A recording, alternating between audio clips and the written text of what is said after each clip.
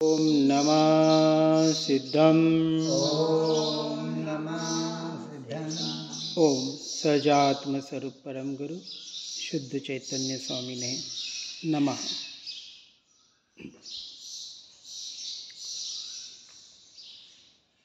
अरिहंत सिद्ध सूरीनामा उपाध्याय साधु को प्रणामा। परमेष्टि पद सुखकारी पूजन करी हो दुख हारी। पंच परमेष्टि का पूजन,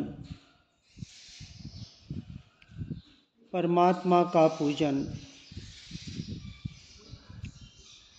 परम आत्मा के स्वरूप को जाने बगैर नहीं हो सकता।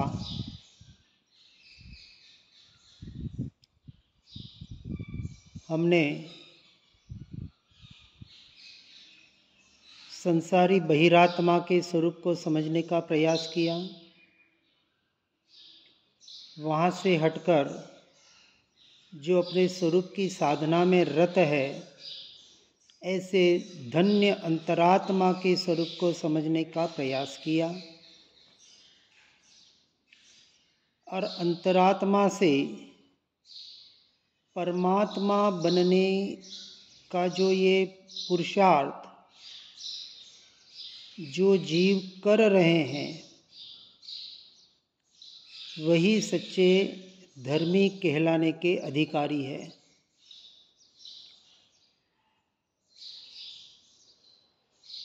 चार मंगल श्रेष्ठ है लोक में, सर्वज्ञ साधु केवली प्ररूपी धर्म व्यवहार की अपेक्षा से और आत्मा निश्चय की अपेक्षा से। ये चार मंगल, चार उत्तम और चार शरणा। कौन से चार? व्यवहार से तीन, सर्वज्ञ परमात्मा, भावलिंगी मुनिराज और केवली प्ररूपी धर्म अर्थात सद्देव, सद्गुरु, सतशास्त्र। और निश्चय से अपना आत्मा ही मंगल है, अपना आत्मा ही लोक में उत्तम है और अपना आत्मा ही वास्तविक शरण रूप है। अपना यानी मैं स्वयं। अन्य में ढूंढना सुख दुख कार्य है। वे स्वयं सुख रहित, सुख न उनका मरम है। हे प्रभो, आपको लख ये निश्चय हुआ, शरण अपनी से कटते स्वयं सब कर्म। बाह्य दृष्टि तजूं, अब निजातम भजूं, लीन निज में हुए से मिले पद परम। धर्म का मर्म जिसने समझ लिया, उसके कटेंगे सारे कर्म और उसको मिलेगा पद परम। तीन अवस्था यहाँ समझने का प्रयास करेंगे। तीसरी आत्मा की अवस्था परमात्मा अवस्था, परम पद की प्राप्ति, पर्याय में प्रकट होना। आचार्य देव कहते हैं, जिसने द्रव्य गुण पर्याय से परमात्मा को जान लिया, वह अपने स्वयं को द्रव्य गुण पर्याय से जान सकता है। क्यों? क्योंकि अप्पा सो परम अप्पा, आत्मा ही परमात्मा का स्वरूप है और परमात्मा आत्मा का ही स्वरूप है। उस शुद्ध आत्म तत्व की यहाँ हम बात समझने का प्रयास करेंगे। क्योंकि आत्मा को जो तीन भेदों से बांटा गया व्यवहार की अपेक्षा से, वास्तविक आत्मा में कोई भेद नहीं है। आत्मा तो अभेद, अखंड, एक परिपूर्ण तत्व है। ये शुद्ध निश्चय का कथन और यही दृष्टि का हमारा विषय होना चाहिए।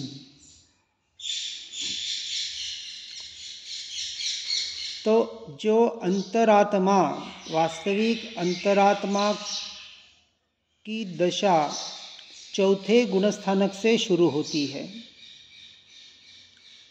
जब जीव अपनी पर्याय में सम्यक दर्शन को प्रकट करता है, अर्थात अपने आत्मा का, अपने अस्तित्व का, अपने होने पने का यथार्थ टंकोत्कीर्ण श्रद्धान करता है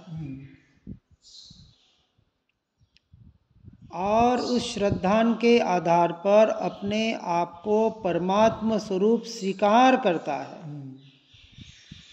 सिर्फ पढ़ने सुनने वाली बात नहीं, अपने अनुभूति के आधार पर। देव गुरु शास्त्र के माध्यम से यह विश्वास हुआ कि जो हमें सदैव सद्गुरु सत्यशास्त्र बता रहे हैं, जिसकी ओर इशारा कर रहे हैं कि हे जीव तू स्वयं भगवान है, परंतु पर्याय में मलिनता है, अशुद्धि है, उसको हटाना नहीं है। क्योंकि जनरली जीव उसको हटाने का प्रयास कर रहे हैं। क्योंकि यहाँ जो अभी हमने बात पढ़ी, अन्य में सुख दुख को ढूंढना, अन्न में, पर द्रव्य में, पर भावों में, वह कभी अपने आप को सुखी नहीं कर पाएगा, अपनी आत्मा को। इसलिए परमात्मा ने कहा यह सुख दुख बाहर जो तुझे अनुभव में आ रहा है पर्याय की अपेक्षा से, यह तो कर्मोदय जनित है। औदैक क्रिया और उसके निमित्त से होने वाले औदैक भाव तेरा स्वरूप नहीं है, पर के परिणाम है, पुद्गल के परिणाम है। हाँ, मेरा स्वरूप नहीं। पुद्गल की क्रिया तो मेरा स्वरूप है ही नहीं, क्योंकि वो द्रव्य ही मुझसे 100% भिन्न है। लेकिन मोह राग द्वेष के भाव तो मुझसे हो रहे हैं ना, आत्मा से हो रहे हैं। वो पुद्गल की श्रेणी में, पर की श्रेणी में कैसे? तो कहा पुद्गल के निमित्त से होने की अपेक्षा से उसे पुद्गल की श्रेणी में, पर की श्रेणी में रख दिया। यदि जीव अपने स्वरूप और स्वभाव में रहें, जैसे परमात्मा हर समय रह रहे हैं, तो परमात्मा हर समय केवल ज्ञान मात्र स्वभाव में रह रहे हैं। किसके आधार पर? 13वें गुणस्थानक में केवल ज्ञान प्रकट हुआ। कब? तो 6ठे गुणस्थानक में आने के बाद, अर्थात सर्वसंग परित्याग करके वन विहारी भावलिंगी मुनिपद को पर्याय में ग्रहण किया और निरंतर निरंतर निरंतर 24 घंटे अपने आत्म स्थिरता का पुरुषार्थ किया और गुणस्थानक की श्रेणी चढ़ते हुए पर्याय में केवल ज्ञान को प्रकट किया। कब? 6ठे गुणस्थानक में। 6ठे गुणस्थानक की साधना किसके आधार पर हुई? तो कहा चौथे गुणस्थानक के आधार पर। यहाँ जरूरी नहीं कि 5वां गुणस्थानक आए। कोई भव्य जीव हो, पूर्व भव की अच्छी आराधना हो, तो चौथे से सीधी मुनि दीक्षा ग्रहण कर सकते हैं। उनको प्रतिमा का 5वें गुणस्थानक की जरूरत नहीं है। और जो परंपरा से चल रहे हैं, क्रम से चल रहे, वो चौथे से 5वें, 5वें से 6ठे में जाते हैं। लेकिन यहाँ ये बात समझना है, हमने जैसे वृत्ति और चारित्र के भेद को समझने का प्रयास किया, यहाँ कहते हैं चौथे में अविरत है, 5वें में देश विरत है और 6ठे में सकल सर्वविरत है। ये वृत्ति हो या न हो, ये तो मन वचन काया के परिणाम है। लेकिन मुख्य बात जिसकी चल रही है चारित्र की, चौथे गुणस्थानक में पहले से जब वो जीव चौथे में आया तो उसने अपनी आत्मा का निर्णय किया, आत्मा का अनुभव किया, आत्मा का यथार्थ श्रद्धान किया और उसके निर्णय पर आत्मा में, स्वरूप में, स्वभाव में ऐसी रुचि हुई, ऐसी कि पर में पूर्ण अरुचि होने लगी, संसार से अरुचि होने लगी। क्योंकि जब इस सृष्टि का सर्वोत्कृष्ट पदार्थ मैं हूँ, ऐसा जिनेश्वर परमात्मा के कथित वचनों से जाना, पहचाना और अनुभव किया, साधना के आधार पर, भेद ज्ञान, भेद विज्ञान के आधार पर, तो अंतरात्म दशा प्राप्त की और अंतरात्म दशा प्राप्त करके पांचवें छठे गुणस्थानक पर अपने चारित्र की अर्थात शुद्धि की वृद्धि अर्थात आत्मलीनता रूपी उपयोग को बढ़ाने रूप ये जो साधना की और उसके आधार पर परमात्मा पद का वो अधिकारी बना। अब यहाँ के हैं कि जैसे परमात्मा ने पर्याय में अपनी आत्मा में लीन होकर परमात्मा पद को अपनी पर्याय में प्रकट किया, उसी तरह अब कहते हैं हे जीव, चिद रूप की पहचान तुम सत्यार्थ दृष्टि से करो, जो रूप है अपना त्रिकाली उसे अब चित्त में धरो। अब अंतरात्मा हो गया चौथे गुणस्थानक में, पांचवें में प्रतिमा के आधार पर चौथे में अविरत था, पूरा संसारी था, घर गृहस्थी व्यापार नौकरी आदि सब बजा रहा था, बाहर के कर्तव्य निभा रहा था और साथ में अपने भीतर का कर्तव्य भी चल रहा था। अब अपने आत्मा के उपयोग के द्वारा और भेद ज्ञान भेद विज्ञान के द्वारा पर को पर श्रेणी में रखते रखते उसकी परिणति निर्मल होते गई और अंतरात्मा की दशा पांचवें गुण स्थानक में बढ़ी। तो 11 प्रतिमा के आधार पर परद्रव्यों से छूटना हुआ, जितना परद्रव्यों से छूटना हुआ उतने पर विकल्पों से पर भावों से छूटना हुआ। और ये छूटने का नाम धर्म नहीं है, जितना छूटना हुआ उतना उसे अपने आत्मरमणता के लिए आत्मस्थिरता के लिए समय मिला और जितनी आत्मरमणता करता गया उतनी उतनी उसकी दशा आगे बढ़ती गई और दशा बढ़ती गई तो छठा गुणस्थान रूपी मुनि दशा पर्याय में प्रकट हुई। संसार छोड़ना नहीं पड़ा, उसका संसार स्वयं में छूट जाता है, छोड़ना नहीं पड़ा, छूट जाता। हाँ, ये पांचवें प्रतिमा का अभ्यास इस आधार से होता है, क्योंकि पांचवें प्रतिमा 11 प्रतिमा का नाम पांचवा गुणस्थानक नहीं है। 11 प्रतिमा के आधार से अपनी शुद्धि की वृद्धि आत्मरमणता का अभ्यास करना, इसका नाम पांचवी प्रतिमा है। और पर से छूटता गया, ये सहज होता गया। तो एक समय ऐसा आया कि पर से दृष्टि हट गई, अब नहीं चाहिए मुझे कुछ भी, एकमात्र अपनी आत्मा और स्वभाव और स्वरूप के सिवा। ऐसा जीव छठे गुणस्थानक में मुनि दीक्षा ग्रहण करके सीधा वन जंगल में मरने के लिए निकलता है। जैसे योद्धा कहा जाते हैं ना, वीर, पहले जो क्षत्रिय होते थे, युद्ध में उनकी पत्नियां उनको तिलक करती थी कि या तो जीत के आना नहीं तो मर जाना वहां। वीरांगनाएं कहते थे उनको। और कोई कोई ऐसे शूरवीर हो तो कहना जीते बगैर अपना मुंह मत दिखाना, नहीं तो मत आना, हम अपना जीवन जैसे तैसे निकाल लेंगे। या कोई ऐसा प्रसंग आएगा तो हमने पूर्व में देखे हैं, अनंत सतियों ने आत्मदाह भी कर दिया अपने शील की रक्षा के लिए, बराबर ना। तो इस बात को समझना है, इसलिए कहा जो कम्मे शुरा सो धम्मे शुरा। इसलिए ये मार्ग वीरों का मार्ग है, कायरों का नहीं है। और आ गया वाणियों के हाथ में, वहां भी तोलते हैं तोलने बैठ जाएंगे कि मुझे कितना लाभ मिलेगा और कितना फायदा होगा। बिल्कुल। अरे भैया, यहाँ फायदा नुकसान नहीं देखा जाता है, जो भी होना है वो हो सीधे कूद पड़ते हैं। महावीर ऐसे ही नहीं, ये पदवी है उनकी, नाम नहीं है उनका। वर्धमान ये नाम था शरीर का, और महावीर ये पदवी है कि जिन्होंने इस वीरता के आधार पर, ये शूरवीरता कौन सी,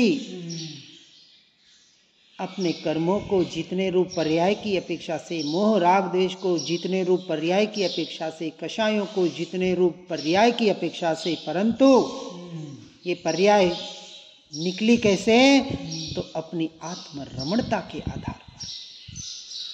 इसलिए न कर्मों को निकालना है, न कषायों को निकालना है, न कुछ करना है, कुछ नहीं करना, एकमात्र अपने स्वरूप और स्वभाव का आश्रय लेके जो आत्मा में स्थिर होने का प्रयास और पुरुषार्थ करता है, वो महावीर का अनुयायी है। के तो देते हैं महावीर जयंती, महावीर कल्याणक, तीर्थंकरों के कल्याणक मना लेते हैं, अच्छी बात है, ना नहीं है, निषेध नहीं है, हमारे उपकारी है, उनका यथार्थ व्यवहार विनय होना चाहिए। लेकिन उसमें अटक के उसी को धर्म मान लिया तो सच्चा धर्म जीवन में कभी अंगीकार नहीं हो पाएगा। महावीर के सच्चे अनुयायी तब कहलाएंगे, हमारे गुरुदेव के अनुयायी तब कहलाएंगे, हाँ, चलना पड़ेगा, कोई चलाने वाला नहीं है। परमात्मा भी आ जाए, गुरु भी प्रत्यक्ष आ जाए तो चला नहीं पाएगा, स्वयं को चलना पड़ेगा, और आंखें खुली रख के चलना पड़ेगा। आंखें खोलने का नाम सम्यक दर्शन, और चलने का नाम स्थिरता अर्थात सम्यक चारित्र।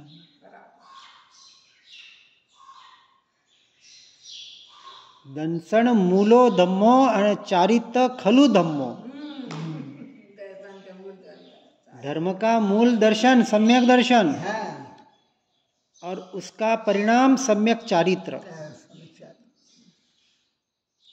संवर सम्यक दर्शन से होगा, लेकिन निर्जरा सिर्फ और सिर्फ सम्यक चारित्र से होगी, आत्मलीनता से होगी, और चिद्रूप सत्य स्वरूप सत्य दृष्टि किए बगैर ये चारित्र पर्याय में प्रकट नहीं होगा। ऐसे चैतन्यता से है विभूषित सदा निज आत्मा, और इसलिए हमारे महापुरुष गुरुदेव कहते हैं, तू स्वयं परमात्मा। आत्मा ही परमात्मा है, मैं स्वयं परमात्मा स्वरूप हूँ।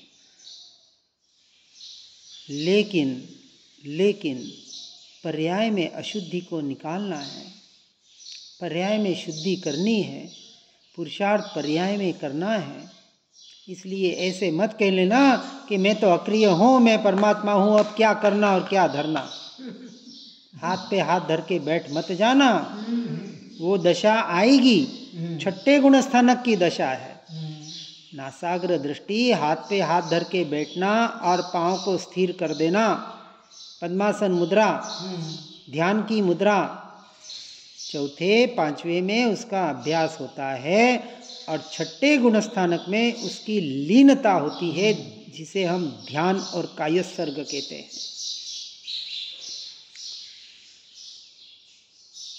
और उसमें कौन से छठे गुण स्थानक में जब विकल्पों का अभाव करके छठे गुण स्थानवर्ती मुनिराज अंतर्मुहूर्त शुद्धोपयोग रूप निर्विकल्प दशा में रहते हैं, तब वो अपने परमात्म स्वरूप में होते हैं, और वहां एकमात्र ज्ञानमय अनुभव रहता है।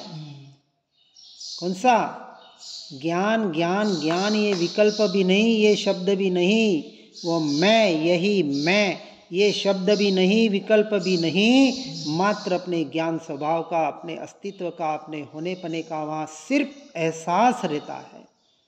उसी का नाम अनुभूति है। और उस अनुभूति में जो जीव स्थिर होते हैं सो परमात्मा पद के अधिकारी है। ये परमात्मा पद की चर्चा चल रही है। इसलिए हे जीव, अब दृष्टि को अपनी ओर करके स्वयं को लख ले। बाहर तो बहुत लख लिया, बाहर बहुत देख लिया। ये ध्यान की मुद्रा, नासाग्र दृष्टि, 4 हाथ जमीन देख के चलने की अवस्था, चलते चलते मुनिराज का ध्यान होता है और इसका हमें अभ्यास करना है। क्योंकि वहाँ निश्चय श्रद्धा में है, मैं किसी जीव को मार बचा सकता नहीं, कोई मुझे मार बचा सकता नहीं। आंखों से देख रहे, पांव से चल रहे, जीवों को बचाते जा रहे हैं, लेकिन मन उपयोग कहाँ है? निज में। यह दशा, इसलिए ऐसे शुद्ध द्रव्य स्वभाव के दृष्टि से यह मुक्ति रमा पर्याय में प्रकट करनी है, परमात्मा दशा को प्रकट करना है। ऐसे परमात्मा जिन्होंने अपनी दशा को प्रकट कर लिया, जो हमारे आदर्श हैं, क्योंकि परमात्मा पद है, कोई व्यक्ति विशेष नहीं है। जिस आत्मा ने अपने परम पद को पर्याय में प्रकट कर लिया, वो आत्मा परम आत्मा अर्थात परमात्मा बन गया।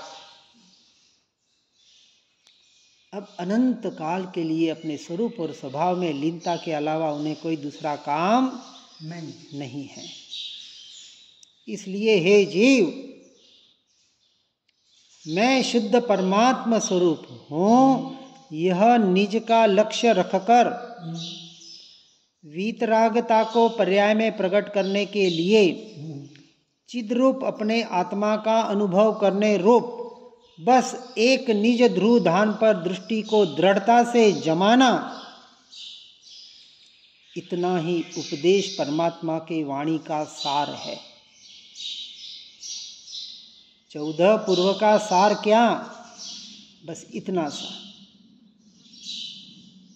आज करें, कल करें, भवो भव की बात करें, ये किए बगैर छुटकारा नहीं है। अब ये करना पड़ेगा, इसी का नाम पुरुषार्थ है। मैं अक्रिय हूँ, अकर्ता हूँ, ऐसा बोल के मत बैठ जाना। हाँ, निश्चयाभासी बन जाएंगे। कोई क्रिया जड़ हो रहे, शुष्क ज्ञान में कोई माने मार्ग मोक्ष का, करुणा उपजे जोई। महापुरुषों को करुणा आती है कि देखो, हमारे ही शास्त्रों का, हमारे ही वचनों का आधार लेकर कोई क्रिया जड़ हो रहा है, सिर्फ कर्णानुयोग चरणानुयोग का अभ्यास कर रहा है, बाहर क्रिया क्रिया क्रिया में धर्म मान रहा है। और कोई शुष्क ज्ञानी हो रहा है, सिर्फ आत्मा आत्मा आत्मा की बातें तो कर रहा है, लेकिन अपने मोह को भीतर से निकाल नहीं पा रहा है। ऐसे जीवों पर ज्ञानी पुरुषों को, महापुरुषों को करुणा आती है। और करुणा आने की वजह से ये शास्त्र हम तक पहुँचे। जिसको वो पाप मानते हैं, ऐसे पुण्य को, यदि वो ऐसा पुण्य रूपी पाप नहीं करते तो हम तक ये वाणी पहुँच ही नहीं पाती। तो ये होता है, करते नहीं है, सहज ही ऐसे परिणाम आते हैं। ऐसे करुणा भाव आता है कि जो मैंने पाया सारी सृष्टि इसको पाले, इस मार्ग पर चले। और उस करुणा भाव की वजह से ऐसे शास्त्र लिखे जाते हैं, परंतु वहाँ भी उनके श्रद्धान में क्या होता है? ये पुण्य की क्रिया, ये लिखने की, सुनने की, सुनाने की मेरा स्वरूप नहीं है। फिर जल्दी से जल्दी वहाँ से हटके अंतर मुहूर्त के भीतर भीतर फिर ध्यान में आ जाते और अपनी आत्मा में लीन हो जाते। ये भाव होता है तब तो लीन होते हैं, नहीं तो घंटों लिखते बैठ जाते हैं और सिर्फ लिखते रहते और 48 मिनट के बाहर अंतर मुहूर्त के भीतर अपने स्वरूप में नहीं आए तो छठा गुणस्थानक नहीं कहलाए। तो लिखने का काम कितना, 1 पेज 2 पेज थोड़ा बहुत लिख लिया, जो अनुभव आया लिख लिया, फिर उसको बाजू में रख दिया और वहीं छोड़ दिया। अब मैंने लिखा है, चलो ये 2-4 पेज साथ में लेके चलूं और एक पूरी पुस्तक बना दूं, वो भाव नहीं है, क्योंकि वो एक पन्ना भी परिग्रह है। जिन्हें धागे का भी परिग्रह नहीं, वो पत्ते लेके साथ में चलेंगे क्या? पहले ताड़पत्र पे लिखते थे ना। हाँ, वो लिखा और छोड़ दिया। फिर ये शास्त्र कैसे आए? तो उस जमाने में ऐसे श्रावक होते थे, ऐसे उनके भक्त होते थे। कौन से भक्त? मुनिराज नहीं, श्रावक, साधक, सच्चे श्रावक, अपने जैसे झूठे नहीं कि जैन हो गए, जैन कुल में जन्म लिया, हम तो श्रावक हो गए। भैया, श्रावक की परिभाषा समझो। श्रद्धावान, विवेकवान, क्रियावान, लेकिन किसकी श्रद्धा? अपनी आत्मा की, जिसने श्रद्धा को पर्याय में प्रकट कर लिया। इसलिए सम्यक दृष्टि जीव ही श्रावक के श्रेणी में आता है। सम्यक तो सन्मुख भी नहीं, पक्का श्रावक। सम्यक तो सन्मुख भी अभी श्रावक के श्रेणी का प्रयास और पुरुषार्थ कर रहा है। तो ऐसा पुरुषार्थ भी हमें करना है। हर जीव इस पुरुषार्थ में आगे बढ़ने का प्रयास और पुरुषार्थ करे। इसी भावना के साथ ओम नमः सिद्धम। श्री देव शास्त्र गुरुवर सदैव मम परिणति में आदर्श रहो। ज्ञायक में ही स्थिरता हो और निज भाव सदा मंगलमय हो। निज निधि निज में बताई यह अनंत उपकार है।